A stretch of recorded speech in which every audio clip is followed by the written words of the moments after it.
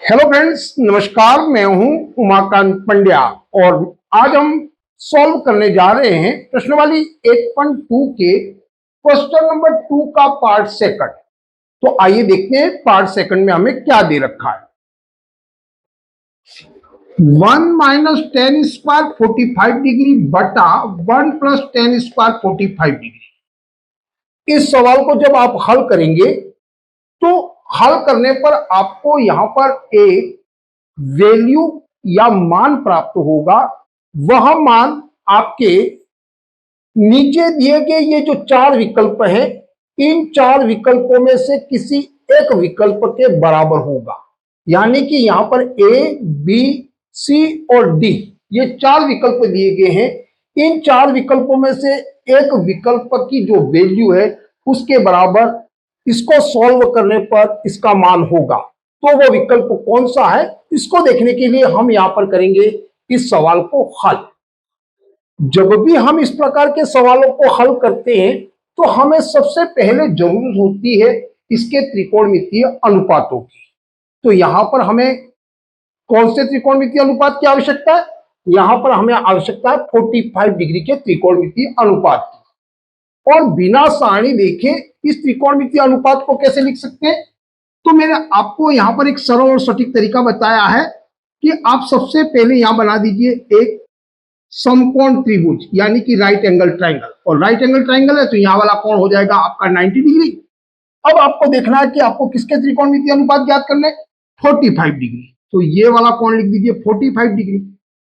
जैसे ये कोण 45 डिग्री लिखोगे ये वाला कोण भी आपका 45 हो जाएगा।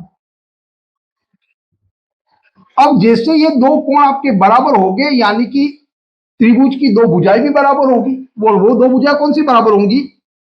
कोण की सम्मुख भुजाएं, यानी कि ये 45 डिग्री यानी कि ये वाली भुजा और ये बराबर है यानी कि ये वाली भुजा, यानी कि ये भुजा और ये भुजा आपकी बराबर हो गई। तो आप यहां लिखिए एक, तो यहां पर भी लिख दीजिए एक।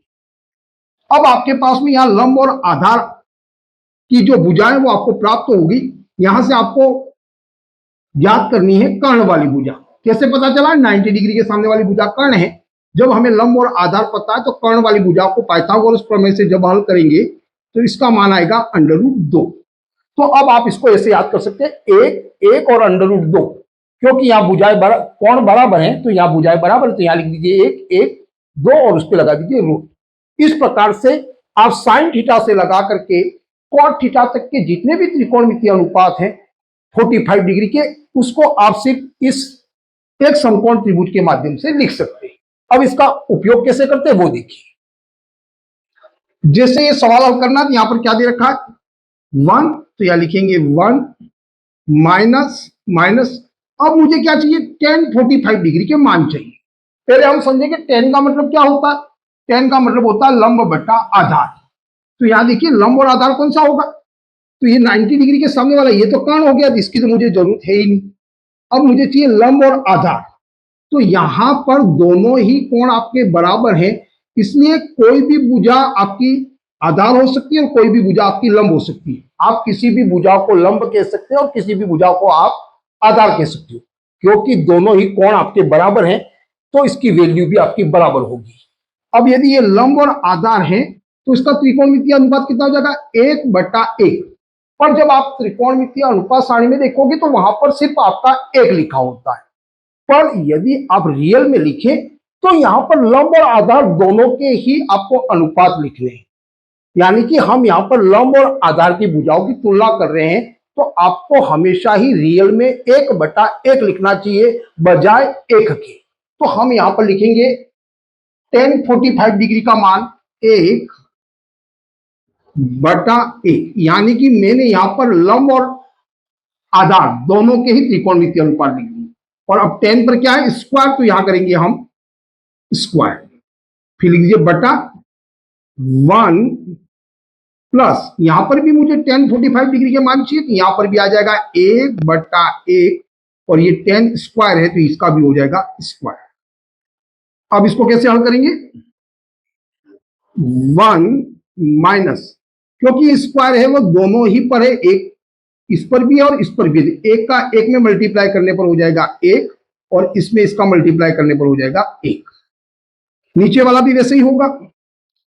यहां लिखेंगे 1 प्लस ये 1/1 है तो दोनों पर ही स्क्वायर है, यानी कि 1 का 1 में मल्टीप्लाई करने पर 1 और 1 का 1 में मल्टीप्लाई करने पर 1। अब आप चाहे तो इसके नीचे 1 और इसके नीचे भी आप 1 रख सकते हैं।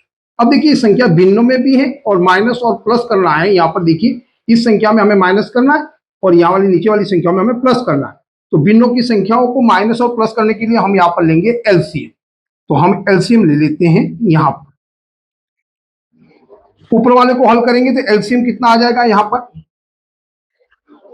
इसका एलसीएम आ जाएगा 1 और 1 है तो एलसीएम आ गया आपका 1।